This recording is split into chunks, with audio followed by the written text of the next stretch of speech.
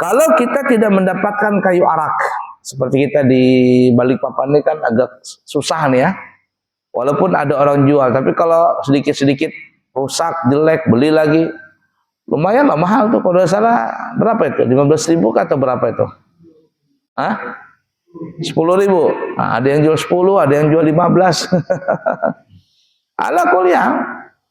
Nah, umpama kita nggak mendapatkan kayu siwak, nggak ada kayu arak tadi, maka kita gunakan pelepah kurma. Oh, tambah parah lagi, di mana pelepah kurma cari? Di Atakwas itu ada pohon kurma. Ya, pelepah kurma. Ya, pelepah daun kurma. Baik, kalau seandainya kayu arak nggak ada, kayu pelepah kurma nggak ada, maka apa yang ketiga? Lanjut, apa yang dibaca?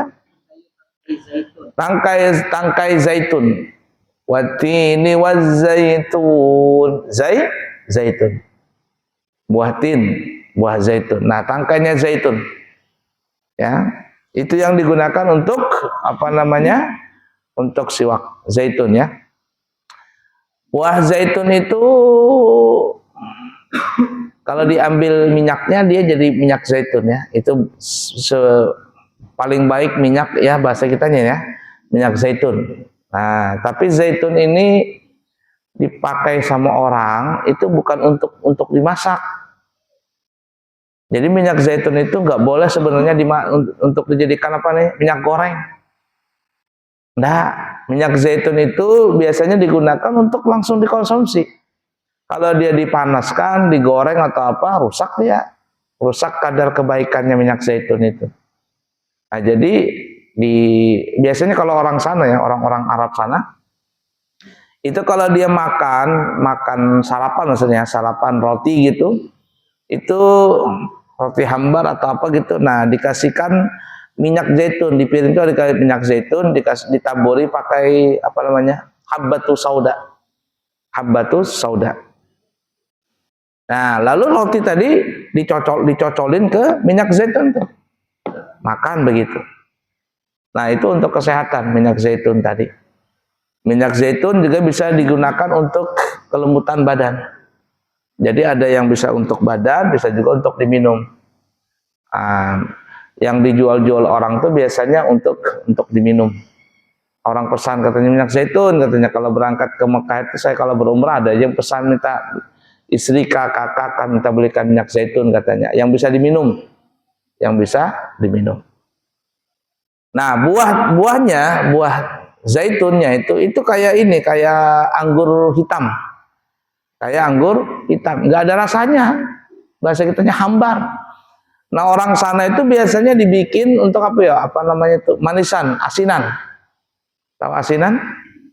Nah, asinan. Nah, itu difermentasi sudah. Nanti kalau dia mau makan diambil gitu untuk biar orang Banjar apa ya bahasa kita itu?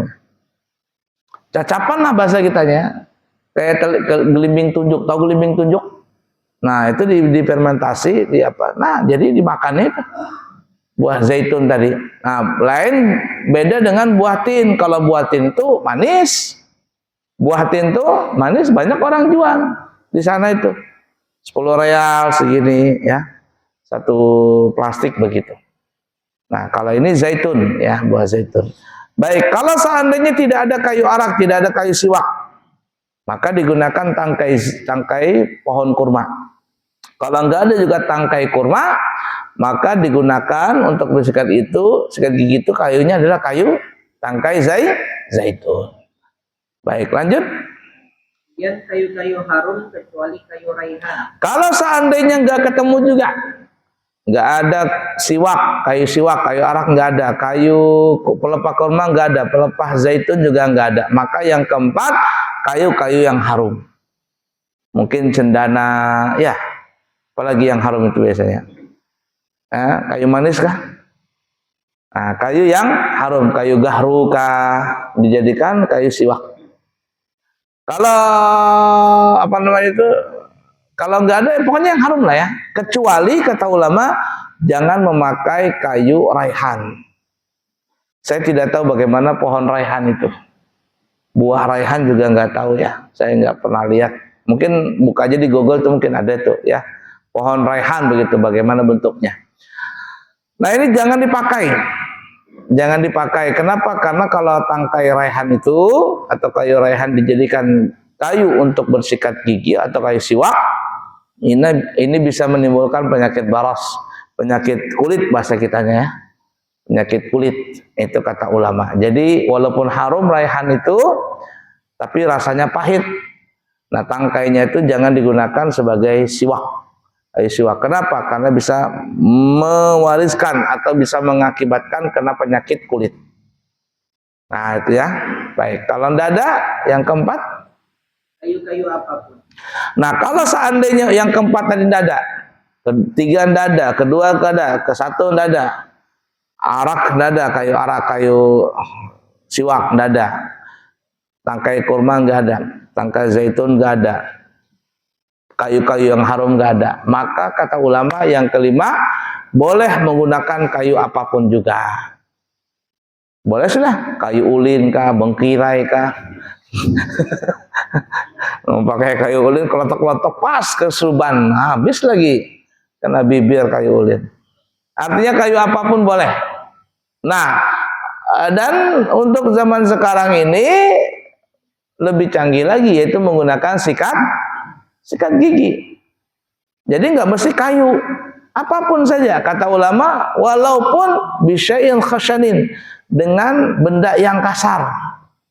Benda yang kasar, bukan yang licin ya, kasar bahasa kitanya.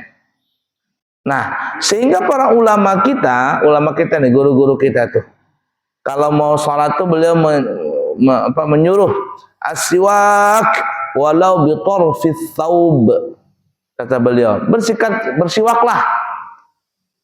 Kalau mau sholat tuh sebelum takbiratul ihram bersiwak walau bi tarfis thawb, walaupun dengan ujung baju. Nah, bahar itu guru-guru kita itu susah mendapatkan siwak. Nah, kalau kita pergi ke Banyumas, nah biasanya beliau nah gini. Karena ini termasuk yang kasar. Tapi sikat gigi dulu. Sudah bersih. Yang ini kan cuman ngambil sunnahnya saya. Jangan habis makan elai kah, habis makan jengkol begitu. Ngerokok, udah sikat gigi 3 hari begini, lengket semuanya nih, jigong-jigongnya di baju. Nah, baunya katanya. Tapi kalau kita sudah sikat gigi, sudah bersih, kemudian kalau kita mau pakai, kita sedot dulu air liur kita, keringkan gigi kita, sudah. Nah ini, dada basah, dada bau, fahasala sunnah. Maka ini sudah mendapatkan pahala sunnah di dalam bersiwak. Mudah dipaham kira-kira? Nah itu, biasakan bersiwak tadi. Walaupun aswak, walau bi tarfis thawb, bersiwaklah kata ulama, walaupun dengan ujung baju. Yang penting kasar. Nah ya, jadi yang kelima, apapun boleh digunakan untuk sikat gigi, termasuk zaman sekarang adalah sikat gigi. Baik, lanjut.